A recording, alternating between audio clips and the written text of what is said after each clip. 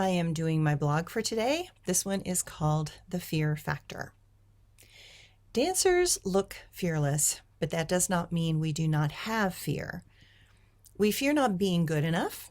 We know our limitations better than anyone, and we long for moments when we can hit a high that is so powerful that we, for a brief moment, become more than this body knows how to express. Fear is a feeling that anyone faces when we stretch beyond the familiar. I felt fear constantly as a child, and part of that was because of my own mother's inability to cope with any forms of change. She had her issues on many levels, and I also believe that being inside her body and feeling all her constant fear of the unknown imprinted upon me as a fetus and became a primary lesson that I came in to overcome. It helped that I was a very energetic and excitable child and a bouncy, positive, bubbly Leo. The spark of life inside of me was exuberant, and I was in a state of constant wonder. But then there was this other side, that part that could feel my mother's worry and concern and had a hard time shaking the impregnated patterns of anxiety that she constantly lived with and that spewed out of her body and impacted everyone in our family on a daily basis. She was unconscious of this behavior, and I realized early on that she did not have much control over her anxiety that was constantly looking for release from her body and would manifest as fears about things in the external world in our home and worries about doing things right and trying to appear perfect. She and my father were both perfectionists in their own way, and I remember an iridologist in Idaho saying to me in my 20s, "Oh, I am so sorry, but you have perfectionism in both of your eyes," meaning that I had two perfectionistic parents. That is a hard household to be raised in. The goals that they set for us were designed to be unattainable, and it would at times feel like we were set up to fail. And she was right. That was how it felt. But it did not feel intentionally cruel. It felt as if our personal goals should be something to reach beyond, and we believed we should be capable of, and strive to always be better than we were before. While my sister hated this seemingly unfair and unrealistic set of standards, I seemed to be determined to continue to try. Just as a side note, my sister is a highly accomplished pediatrician and is fastidious and extremely meticulous in all ways, even though she did not like the pressure of our childhood.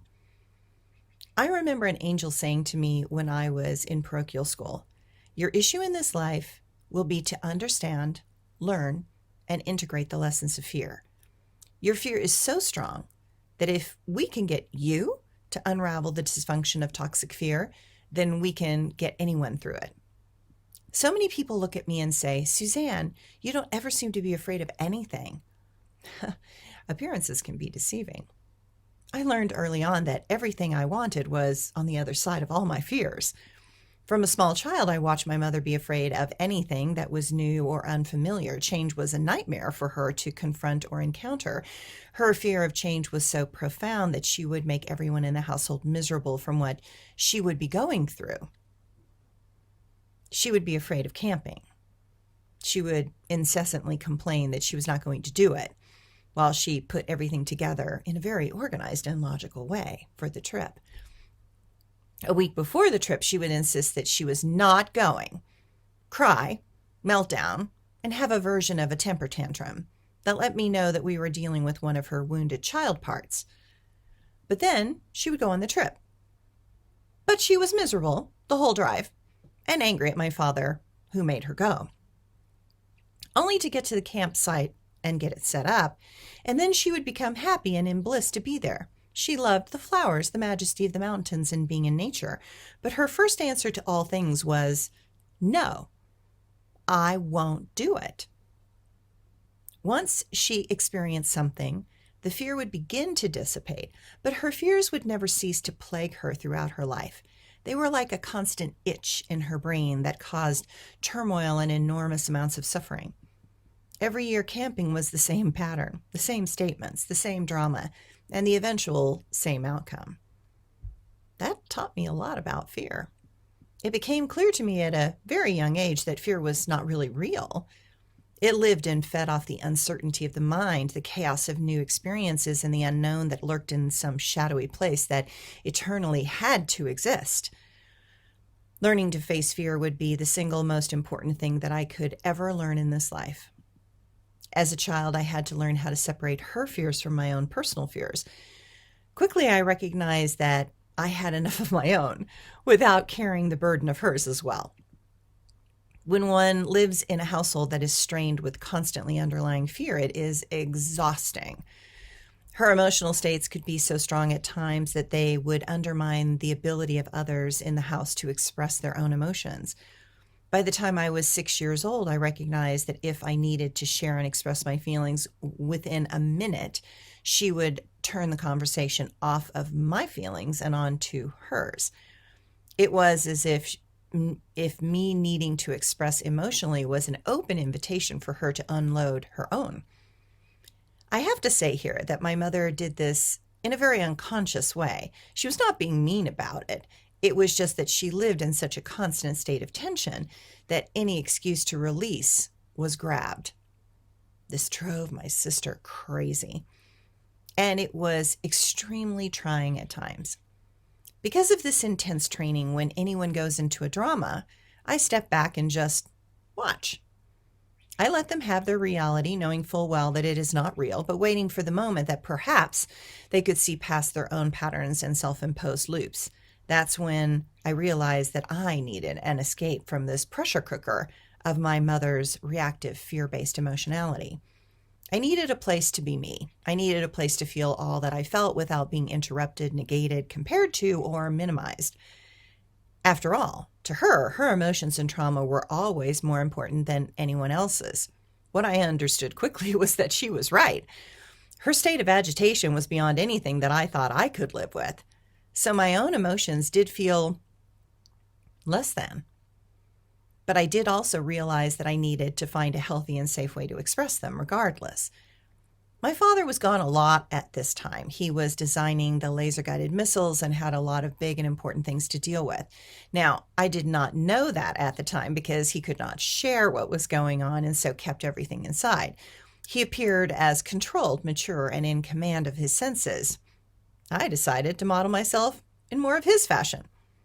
But that clearly did not work, as I had so many deep artistic sensibilities. It became clear that holding it all in made me feel as if I was going to die or explode. This was where ballet was the savior in my life. Ballet was both control and expression. It was the best of both my parents without the worst of either. Ballet teaches self-discipline, self-awareness, emotional expression, and allows for an artistic temperament.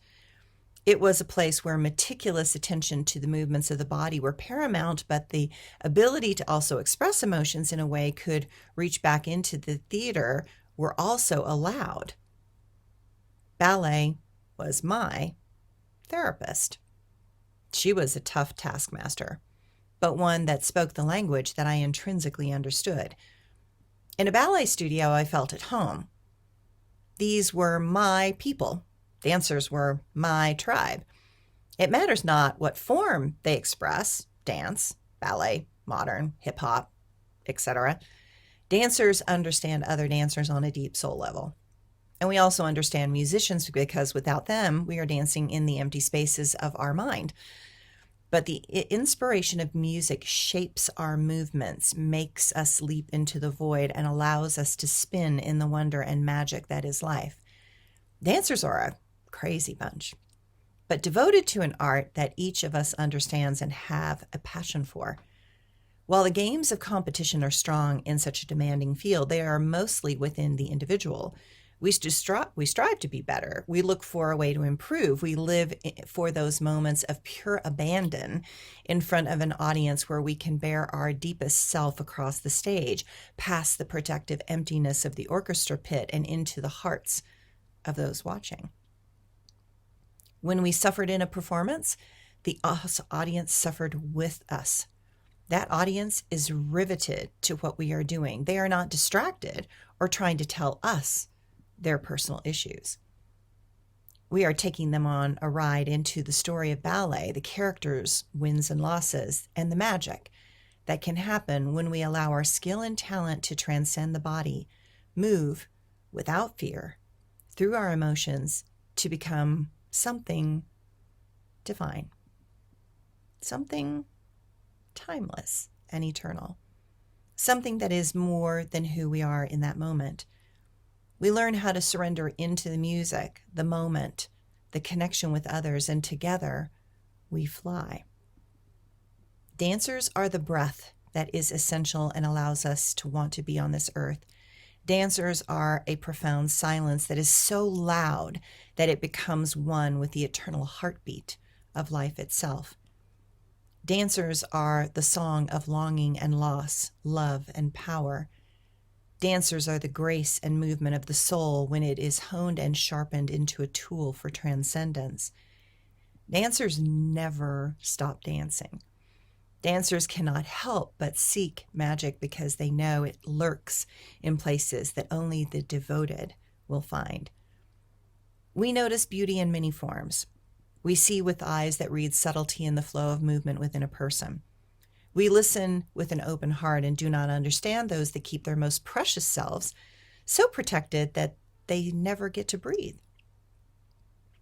All dancers will attempt to find other forms of dance. Some will go into sports, yoga, meditation, painting, sculpture, medicine, and they will do it with the same profound focus and attention to detail that they did dance. And it is never quite the same.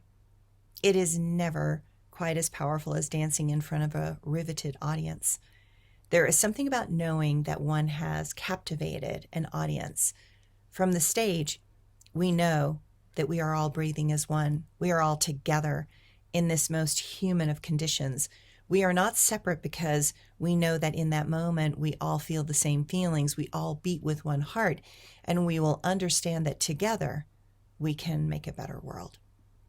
For a brief moment, all the chaos of the modern world falls away, and we can see from open and vulnerable hearts, extreme attention to personal care, and tremendous self-discipline that all of the vagrancies of life could become unnecessary.